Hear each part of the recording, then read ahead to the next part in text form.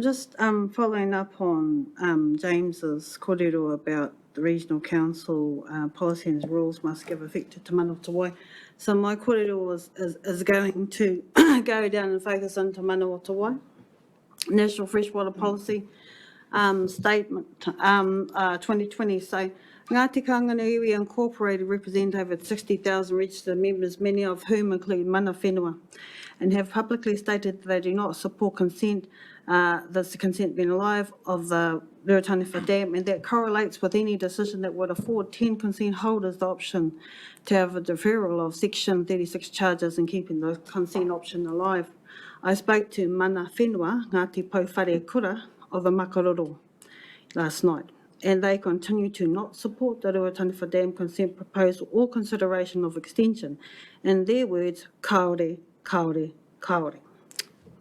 From a te ao Māori perspective, Māori degradation will take place that will have significant impact to mana whenua. Economically, for consideration, the cost to build the dam will hit overruns. Every single dam in history has experienced this. Waimea Dam overruns are about 100 million plus, of which rate and taxpayers will foot.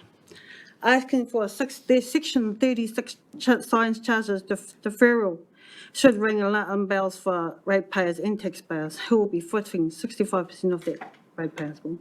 On top of this, the ongoing cost of maintaining and servicing the dam is not viable. Even at 26 cents per litre, expert witness Alison Jews, Māori farm advisor from Waikato, said that Central Hawke's Bay would have to attract the best performing high-intensive dairy farmers in the country to pay for the scheme.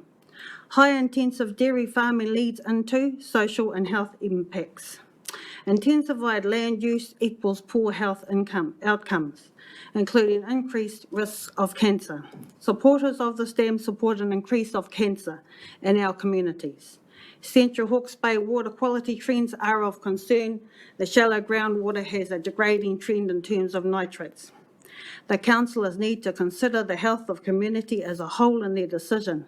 Nick Jones has repeatedly raised concerns around nitrate levels. The National Freshwater Policy Hierarchy Te Manawatawai. The first obligation is to the Māori. Māori degradation will occur both culturally and environmentally. Drinking water. In Porongahau, I hear of community there running out of water for drinking and their health needs, where right next door there's a large irrigation occurring, to the detriment of obligation 2. It is clearly economic development, the third obligation, that once again dominates this decision and is to the detriment of obligation 1 and 2. Degradation of Māori through increased nitrates, degradation of Māori culturally, and increased nitrates will clearly not address the hierarchy obligations. As has been seen in the past, economic development is taking priority to the detriment of freshwater and human health. My question to the councillors in their decision: will your decision give effect to the first two obligations of the National Policy Statement Freshwater 2020? Kia ora. Kia ora. Kia ora. Jackie, please. Jackie. Thank you, Chair.